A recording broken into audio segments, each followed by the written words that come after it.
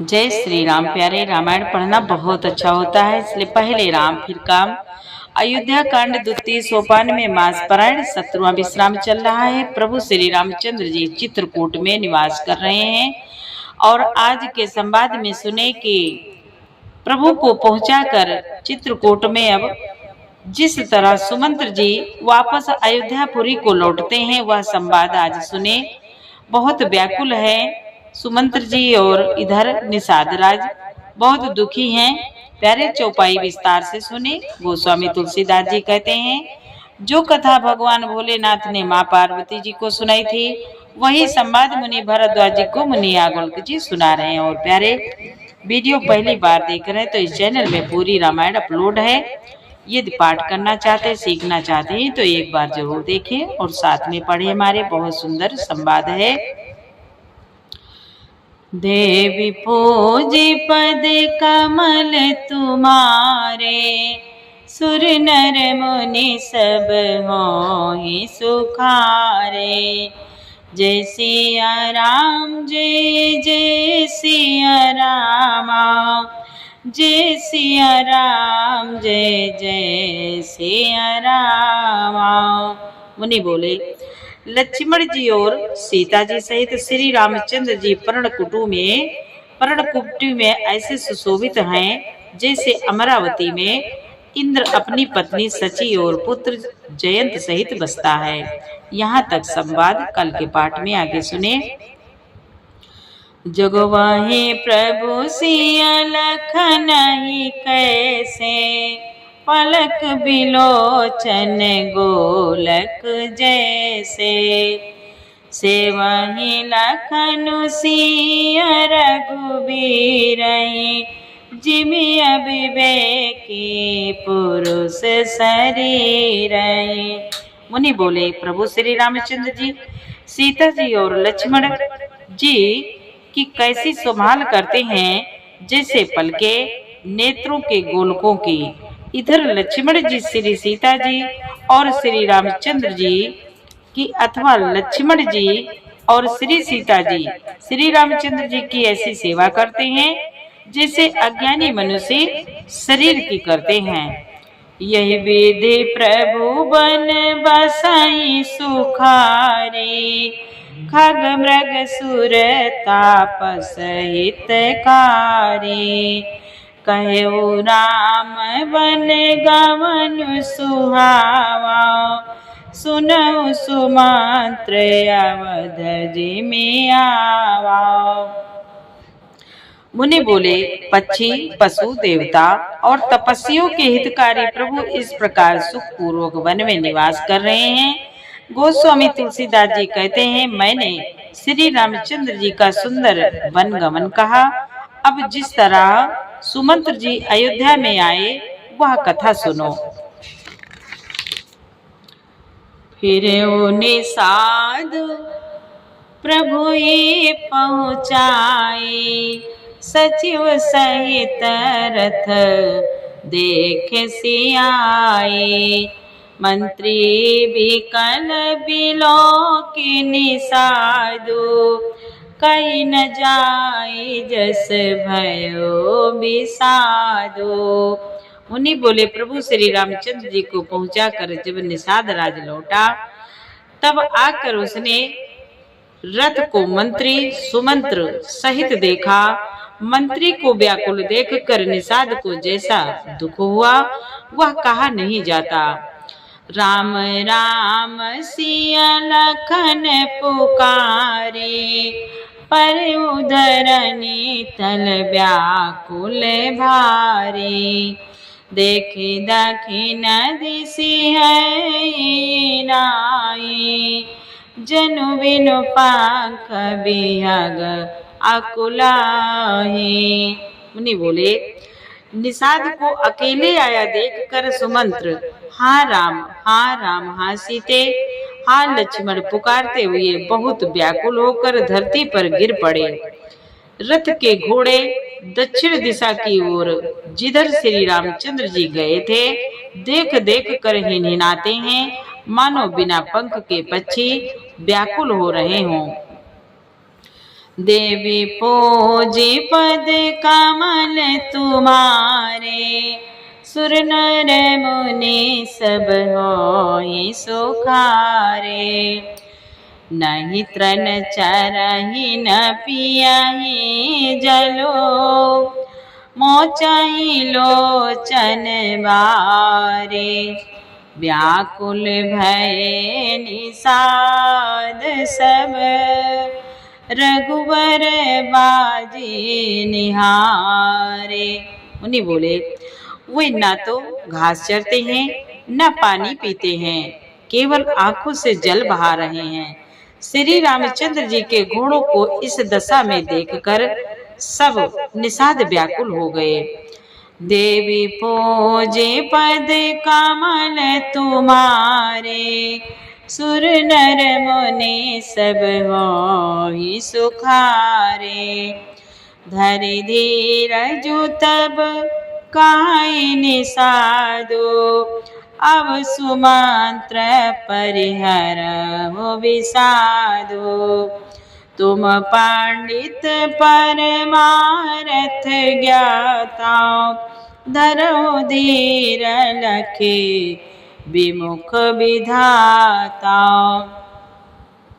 मुनि बोले, तब धीरज धरकर निषादराज कहने लगा, हे सुमंत्र जी, अब विषाद को छोड़िए। आप पंडित और परमार्थ के जानने वाले हैं, विधाता को प्रतिकूल जानकर धैर्य धारण कीजिए।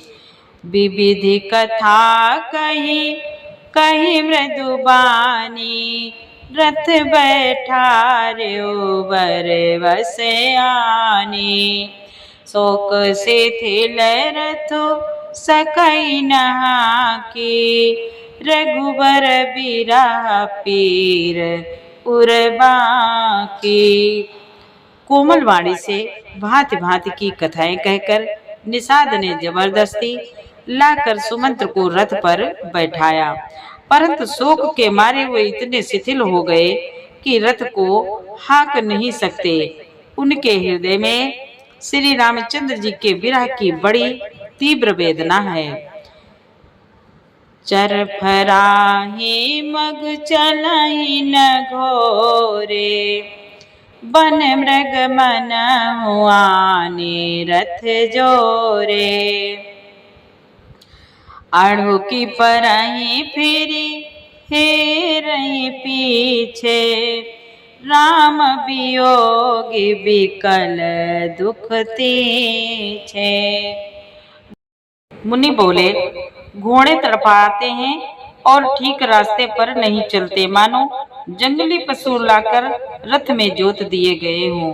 वे श्री रामचंद्र जी के वियोगी घोड़े कभी ठोकर खाकर गिर पड़ते हैं, कभी घूमकर पीछे की ओर देखने लगते हैं। वह तीक्ष्ण दुख से व्याकुल हैं।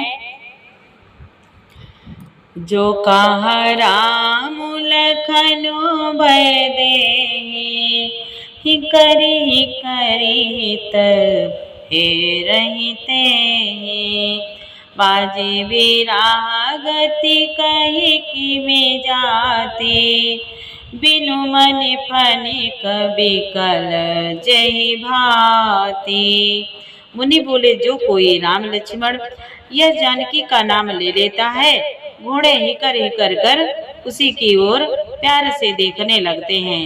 घोड़ों की विरह दशा कैसे कही नहीं जाती है। वे ऐसे व्याकुल हैं जैसे मणि के बिना सांप व्याकुल होता है। देवी पूजी पद कमल तुम्हारे, सुर नर मुनि सब होई सुखारे। भयो विषाद विषाद वस, देखत सचिव तुरंग। बोली सुसेवक चारि तब, दिए सारथी संग। मंत्री और घोड़े की यह दशा देखकर निषाद राज विषाद के वश हो गया। तब उसने अपने 4 उत्तम सेवक लाकर सारथी के साथ कर दिए। देवी पूजे पद कमल तुम्हारे, सुर नर मुनि सब मोहि सुखारे। गुह सारथी फिरे वो पहुँचाए, बिरहो बिसादु बरनि नहीं जाए। चले अवध ले रथ निषादा, होई छन मगन विषादा। निषाद राजगुह सारथी सुमंत्र जी को पहुंचाकर विदा करके लौटा। उसके विरह और दुख का वर्णन नहीं किया जा सकता। वे चारों निषाद रथ लेकर अवध को चले। सुमंत्र और घोड़ों को देख देख कर वे भी क्षण क्षण भर विषाद में डूब जाते थे। सोचे सुमंत्र विकल दुख दीना, दिग जीवन रघुबीर बिहीना। रहे न अंत हुआ अधम शरीरु, जसु न लह्यो बिछुरत रघुवीरो। मुनि बोले, व्याकुल और दुख से दीन हुए सुमंत्र जी सोचते हैं कि श्री रघुवीर जी के बिना जीने को धिक्कार है, जीने को धिक्कार है। आखिर यह अधम शरीर रहेगा तो है ही नहीं। अभी श्री रामचंद्र जी के बिछुड़ते ही छूट कर इसने यश को क्यों नहीं ले लिया। भय जस अग भाजन प्राणा, कवन है तो नहीं करत पयाना। अहम मांद मनु अवसर चूका, अजऊ न दय होत दुई टूका। सुमंत्र जी मन में विचार करते हैं कि ये प्राण अपयश और पाप के भाड़े हो गए हैं। अब ये किस कारण चूक नहीं करते, निकलते नहीं। हाय नीच मन, बड़ा अच्छा मौका चूक गया। अब भी तो हृदय के दो टुकड़े क्यों नहीं हो जाते। सुमंत्र जी मन में इतना दुखी हैं, कहते हैं कि अब भी तो हृदय के दो टुकड़े क्यों नहीं हो जाते। मेंजी हाथ सिरु धुनि पछताए, मनऊ कृपन धन राशि गवाए। बिरिद बांधी बर बीरु कहाए, चलो समर जलो सुभट पराए। सुमंत्र हाथ मल मल कर और सिर पीट पीट कर पछताते हैं, मानो कोई कंजूस धन का खजाना खो बैठा हो। वे इस प्रकार चले मानो कोई बड़ा योद्धा वीर बाना पहनकर, बड़ा योद्धा वीर का बाना पहनकर और उत्तम सूरवीर कहलाकर युद्ध से भाग चला हो। देवी पूजे पद कमल तुम्हारे, सुर नर मुनि सब होई सुखारे।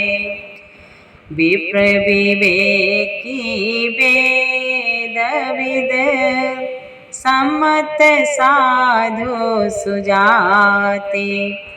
जिमि धोखे मद पान कर, सचिव सोचत ही भाते।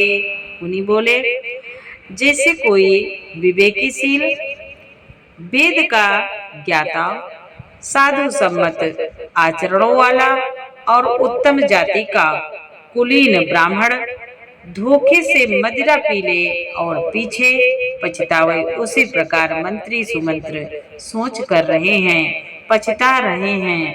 देवी पूजे पद कमल तुम्हारे, सुर नर मुनि सब होई सुखारे।